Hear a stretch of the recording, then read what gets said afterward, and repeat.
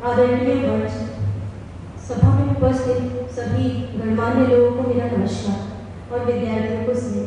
मैं अपनी बात हिंदी में ही रखूंगी क्योंकि मैं हिंदी की प्रोफेसर हूँ, तो अपनी सारी बातें मैं हिंदी में ही कहने वाली हूँ। हम जिस देश में रहते हैं, इसकी सबसे बड़ी खासियत ये है कि ये बहुभाषी है। भाषा वैज्ञानिकों की माने तो हमारे यहाँ 5 भाषा परिवार मौजूद है जो किसी भी अन्य देश में नहीं है। ये 5 भाषा परिवार की भाषाएं आपस में सतत संवाद की प्रक्रिया में रही है। हम बहुभाषिकता की बात तो करते हैं, हमारे लिए बहुभाषीय होना सिर्फ ज्ञान की दृष्टि से ही नहीं, अपितु राष्ट्रीय निर्माण, राष्ट्रीय एकता की दृष्टि से भी महत्वपूर्ण है। आजादी के बाद ये महसूस किया गया कि भारत जैसे देश में राष्ट्रीय एकता एवं संप्रभुता को स्थापित करने के लिए एक ऐसे पाठ्यक्रम के निर्माण करने की आवश्यकता है जिससे जो प्रत्येक नागरिक है, शिक्षित नागरिक है, उसे एक भाषा की जगह पर अन्य भाषा सीखने का अवसर प्राप्त हो। यहीं से त्रिभाषा सूत्र की शुरुआत होती है। सर्वप्रथम 1948 में ताराचंद समिति, राधाकृष्णन आयोग, कोठारी आयोग आदि लोगों की सिफारिशों के आधार पर इसकी रूपरेखा तैयार की जाती है और इसे अपनाया जाता है।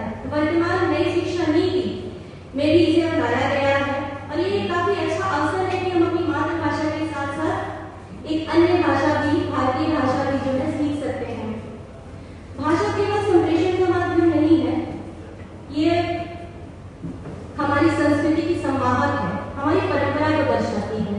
जो सम्मान हम अपनी मातृभाषा को देते आए हैं, वही सम्मान हमें अन्य भारतीय भाषाओं को भी देनी चाहिए। एक भाषा के खत्म हो जाने का अर्थ है एक समूची संस्कृति का खत्म हो जाना। एक भाषा को सीखने का अर्थ है कि एक पूरे मानवीय समूचे को समझना। भाषा बहती नदी की धारा की तरह सबके लिए उपयोगी और कल्याणकारी नहीं है। जरूरत है तो उसे संचित करने की, संजोए रखने की। आप हमारे भविष्य हैं, आगे आने वाली पीढ़ी है, आपसे ये उम्मीद की जा सकती है कि आप जो है इसे संजोए रखेंगे।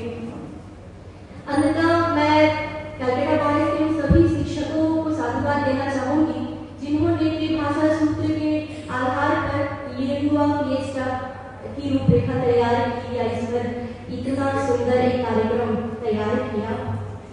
और सभी प्रतिभागियों को अग्रिम शुभकामनाएं। ये देखना दिलचस्प होगा कि आप कितने अच्छी तरीके से अपनी बातें जो है वो रखते हैं, इस पर भाग लेते हैं।